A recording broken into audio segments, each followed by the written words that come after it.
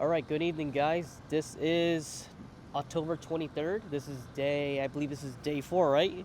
Day four.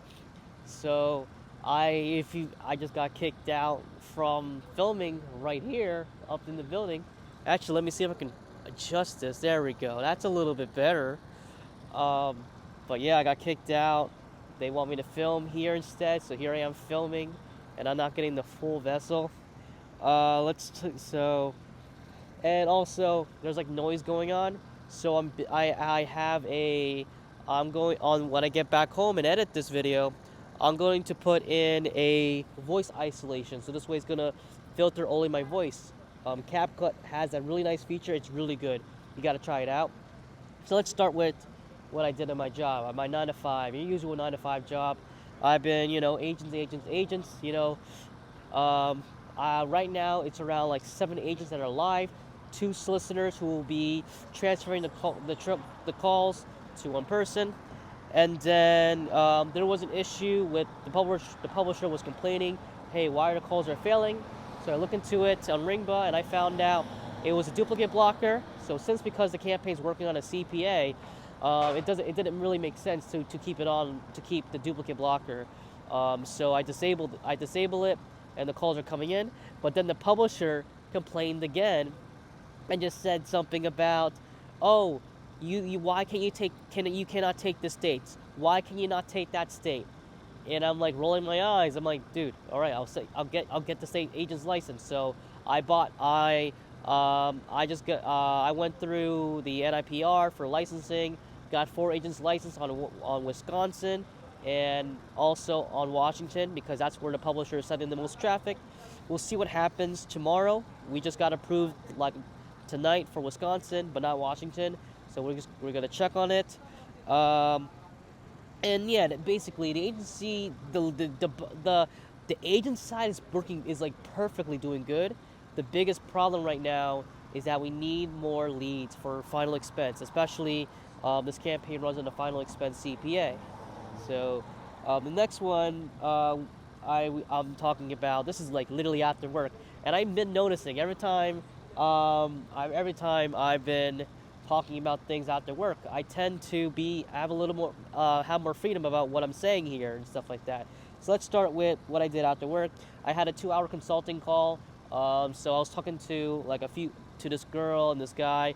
They work on a network, and they needed a lot of help on Ringba RTBs. Like, they asked a lot of questions about how to get this on, how to get more pings accepted, how to win more bids, how to reduce the rejected bids, and I just went over to them like every so when I think about RTB, there's usually three.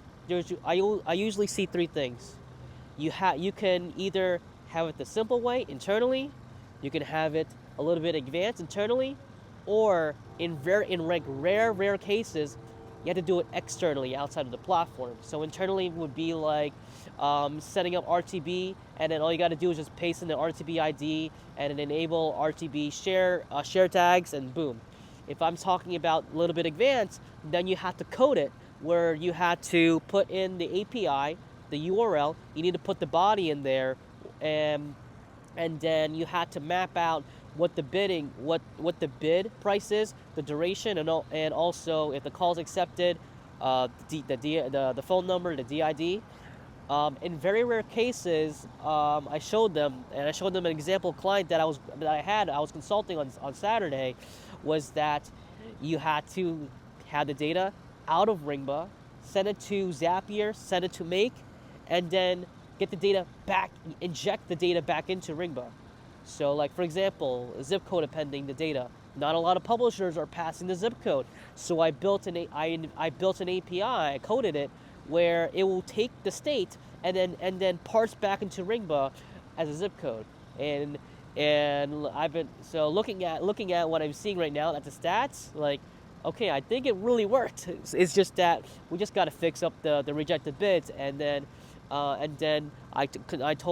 gave them some advice that you see the winning bid, the price that they sent over, you need to get your pricing to be above theirs. So if the publisher pricing is showing $29, then decrease the margin at publisher level, put it, maybe let's say you're doing it at 20%, do it 15% for that day, do it 10%. It's okay to not get. It's okay to get a less margin on your campaigns. Well, the most important part is the volume, because the more volume that comes in, the more money you make, the more cap your buyers are going to give you, the higher payouts, and so forth. You need the most important part when I see campaigns is activity. The more activity you have on your campaigns, the better. So I rather have 1,000 calls coming in, and I'm only making a $10 margin. No, 10% margin. I don't know why I said $10 margin. 10% margin, versus I am only getting 10 calls for a day, and the margin's around like 70%. And usually you see that a lot with tort offers or legal. Now let's talk.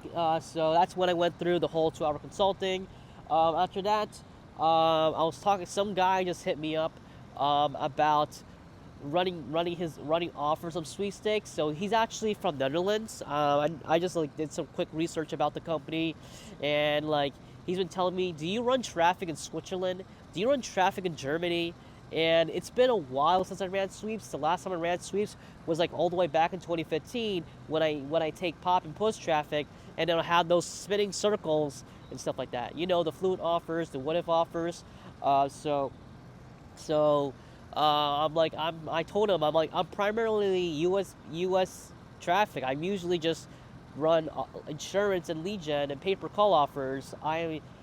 I haven't ran sweepstakes in a while. I'm like, hey, just try it out for a bit, Ariel. Just try it out, see some bits, So, okay, I'm like, fine, whatever. I'll just put some push notifications up on there and see what happens.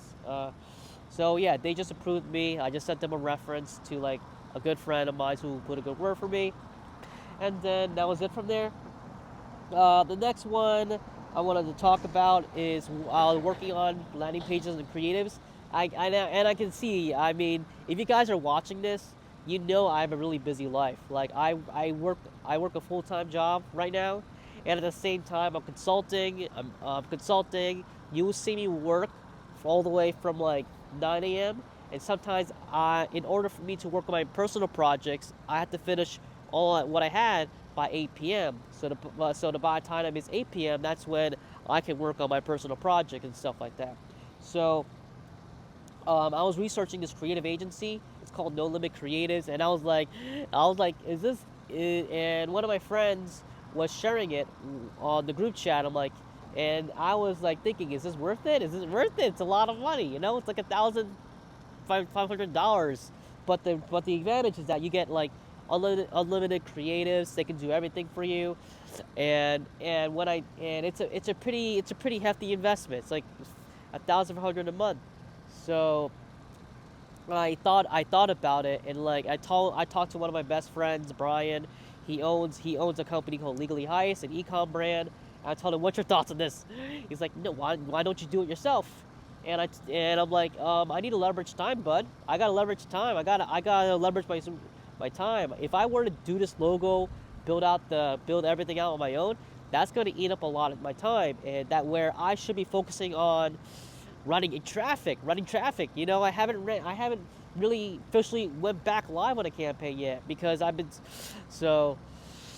I've been researching it. I did ChatGPT. I'm like trying to figure out because it's an investment. It's probably taking around 50% of my profits, around my net profit. So I'm hoping and then after like maybe an hour, I just press the buy button. Okay, let's do this, and I just start uploading creatives on there. So I uploaded 3 logo designs.